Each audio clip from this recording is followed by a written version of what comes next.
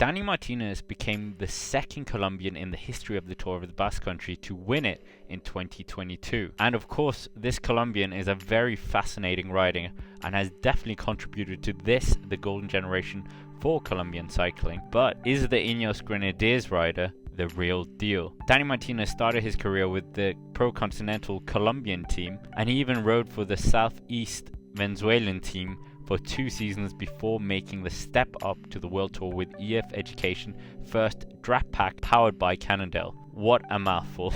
Martinez impressed in his first year, managing to finish 5th in the Elite Tour of Colombia, 7th in the Vuelta a Catalunya, and even 3rd overall at the Tour of California behind future teammate Egan Bernal and TJ Van Garderen. Dani Martinez as a rider has always shown pedigree in the time trial discipline, and in 2019 he managed to win not only the Colombian national time trial title but also the Pan American Games time trial title. He improved on his Colombian Tour place as he finished 3rd overall, recording a podium, and he also recorded his first World Tour win in Europe at Paris-Nice, winning up the dreaded Col de Torini 6 seconds ahead of another Colombian, Miguel Angel Lopez. 2020 was a strange year for us all, but for Dani Martinez, it was something else. He defended his national time trial title ahead of Nairo Quintana and Egan Bernal, and Martinez even went on to improve on his best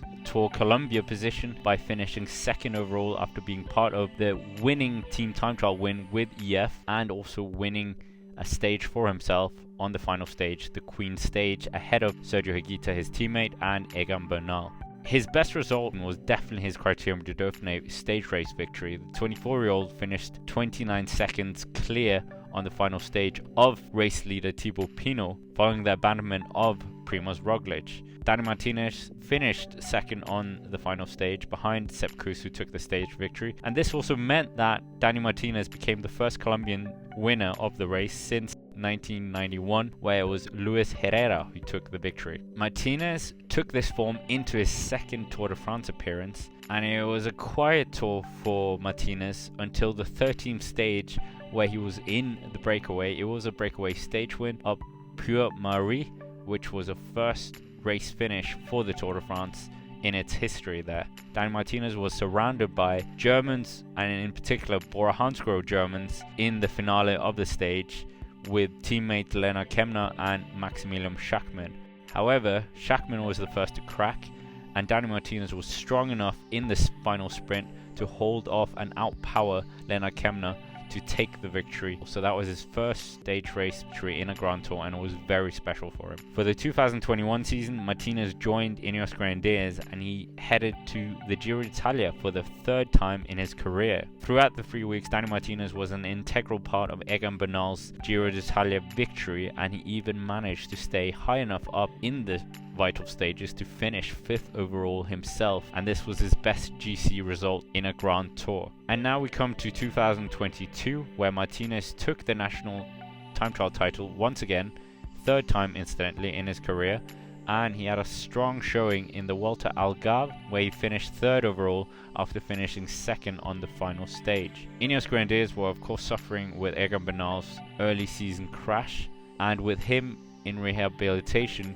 Martinez was the star card for the team in Paris-Nice. Martinez was strong in the first 6 stages, managing to place himself within the top 5 before the Queen stage, which finished to Col de Torini, where incidentally he was the last winner. Martinez really tried to take it to Primož Roglič, and he pushed the Slovenian but ultimately was not able to drop him and finished 2nd in the sprint and managed to finish on the podium overall in Nice on the final stage. We then come to now the Tour of the Basque Country, where Martinez managed to not only win the overall after cracking both Remco Evenepoel and Primož Roglič, but also won the stage on stage 4. So this meant that not only did Dani Martinez win the overall, take a stage win, but he also won the points classification, quite a feat for the Colombian.